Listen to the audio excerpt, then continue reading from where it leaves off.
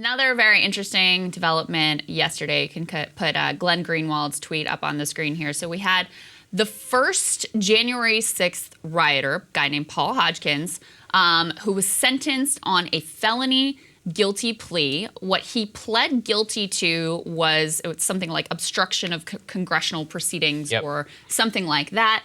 Prosecutors wanted 18 months in prison. What he actually pled to and what he was sentenced to was 8 months in prison.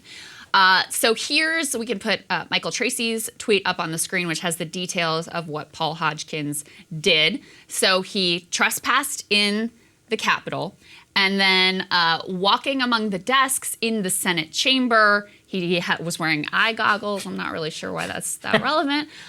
He took a selfie-style photograph with his cell phone, walked down the Senate well, where a few feet away, several individuals were shouting, praying, and cheering using a bullhorn. He walked toward the individuals, remained standing with them while they continued commanding the attention of others. And then at about 3:15 p.m., he left the Senate chamber and he left the U.S. Capitol building. So there's a big conversation going on about whether this sentence is appropriate, given that Paul Hodgkins, based on what we know, was nonviolent. I mean, look, according to the federal government, who have all the cameras and the records, I bet you if he was violent, they would have said so. Yes. So according to the federal prosecutors here, didn't attack anyone, didn't even deface any property. Yeah. What he's accused of doing is entering the Capitol unlawfully and taking a selfie in the Senate gallery. So I really thought a lot about this one, Sagar, because I don't want to have a knee-jerk reaction to this stuff. And I did think what happened on January 6th was horrendous. And I do think that people who were involved, especially people who were involved, and we saw some of the assaults on officers, the guy who was getting crushed in the door, right. All of that, there should be consequences for those actions that are commensurate with the actions that you took. However, you can't judge this one individual based on the awfulness of the day. You have to judge him on what his individual part was and what actions were taken. So I tried, in order to, attempt to remove my own bias from the situation, because I'm obviously not particularly sympathetic to this group of people, I thought about, well, what if it was like a Black Lives Matter protester who went into a police station illegally that had already been, broken open by another group of protesters and took a selfie and hung out for a while and then left? Would I think that action merited 8 months in prison? And the answer is no. Yeah. What are my principles? I don't believe in this system of, mass incarceration that we have constructed. I don't believe that these sorts of making a show of someone and sentencing them based on the totality of the day. I don't believe in that. That isn't core to my principles.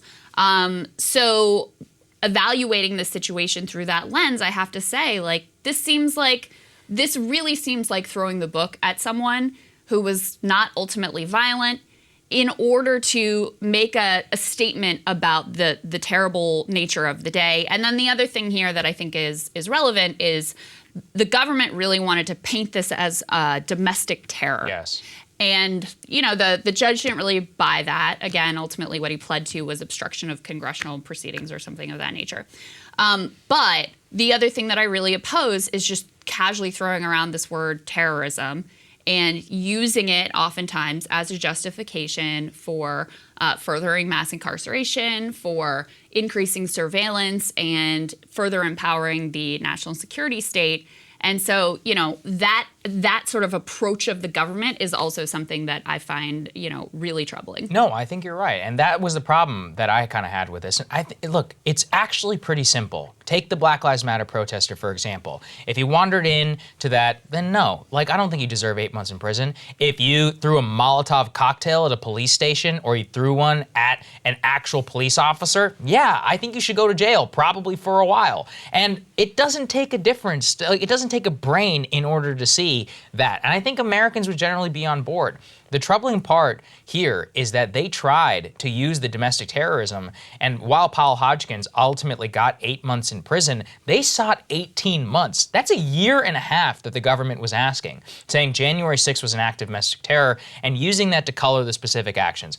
I'm not defending Paul Hodgkins. The guy looks like an idiot, frankly. I'll just say it plainly. In terms of wandering around, going in there, at the end of the day, he was in the Capitol building for 25 minutes, according to the government himself. He walked in and he was like, whoa, this is crazy, took a selfie and walked out. Didn't do anything else. If he defaced property, that's actually a different story. If you go in and you pulled something down and you ripped up a desk, or you're zip tie guy, or you're one of those people who was like trying to break through the glass or whatever with the vice president or whatever on the other side, that's a whole other story, folks. That's actually completely different. If you're one of the ringleaders or one of those people who pushed through the barricade, knocked a female officer on the ground, that is completely different. But using, as you said, the totality of the event, and I think a lot of Americans justified outrage at what happened, and using that to throw the book at a guy like this, I think it also reveals a lot of ridiculous, kind of posturing within the media, which is that, frankly, outside of people on the left, it's basically you and Glenn Greenwald, Michael Tracy who are talking about this. And that's it. Everybody else is just silent. They're happy watching this guy, march to prison. Let's be 100% honest. After all those looters got off in New York City, people were cheering all of that. And maybe even agree with that. I don't know. It depends. I think some people at least deserve a misdemeanor charge. But if this is a Black Lives Matter protester, they would have raised hell to there's no way it would have happened. Well, we all know that. But let me flip that around too. Because I think the hypocrisy goes both ways. Because you have a lot of people on the right who want to use Antifa, this is domestic terror. Way too much, and this is over the top, and he's a political prisoner, That's true. All of this. There's a lot of hypocrisy to go around. If this was Black Lives Matter protesters storming the Capitol, those very same people who are saying that, what's his name, Hodgkins, that he's a political prisoner and he's being wrongfully prosecuted and all of this, they would say build the jail on top of these people. They deserve to go away for life. I mean, you even see it in the commentary, because a lot of the commentary from the right now is like, they should, with the Black Lives Matter protest, they should have thrown the book at them. Well, I think that everyone is sort of viewing this through their tribal partisan lens. If your principle is lock them up, then your principle here should be lock them up. If your principle is believe in restorative justice, I think the mass incarceration state goes way too far. I think that, the government throwing around these charges of domestic terror for their own benefit, because that's the other thing too, is the government really needs to make a show of, we got the bad guys, we're throwing the book at them, justice is being done, even though we know every step of the way, truly the government failed on that day. So now they've got to overcompensate and show that they're getting the bad guys. The other thing is that, we haven't seen a lot of the ringleaders who committed more of these serious crimes. We haven't seen them be charged. We haven't seen them certainly be sentenced at this point. This was the first guilty felony plea that we've seen. So I think there's also some CYA here happening from the government, where they feel like they need to make a show to the public that we did our job, we got the wrongdoers, we got the bad guys, and we're taking care of business, when the reality is that they failed from the start. And if they hadn't, none of this would ever have happened. You're 100% right. And this is the real issue, and we'll push the button here, which is why haven't those ringleaders been come out? We've seen a lot of speculation online within the analyzing exactly what happened there, within the indictments around the use of confidential informants. I'm not saying anything was organized or whatever. I frankly literally have no idea. But I do think it's important that a lot of that stuff come to light, and that as these things begin to move through the court system and we learn more, we already know that there was that one undercover MPD officer that was present there who he was like, I observed, so-and-so within that was just one. And they would be idiots if they didn't have more. We also know that the kidnapping plot that was disrupted in Michigan with Gretchen Whitmer, that they had at least 12 FBI informants, the lead one of which now is in big I was gonna say, by the way, trouble. the most cringe photo I've ever seen was of that guy. He's like took a With gym the selfie and Yeah, so this FBI agent, this is a little bit of a Yeah, sidebar or sorry. something we were Yeah, looking at it's so about the funny.